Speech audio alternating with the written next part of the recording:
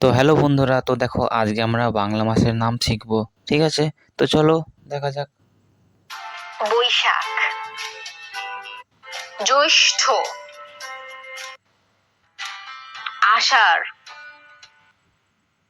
শ্রাবণ, ভাদ্র, আশ্বিন, আশ্বিন, কার্তিক, অগ্রহায়ণ, পৌষ,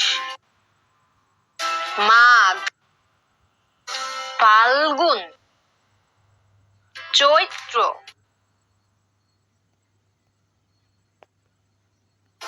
বৈশাখ, বৈশাখ, জ্যৈষ্ঠ,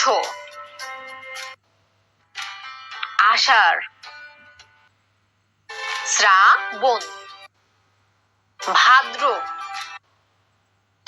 আশ্বিন, আশ্বিন, কার্তিক, অগ্রহায়ণ, পৌষ, মাঘ, ফাল্গুন, চৈত্র,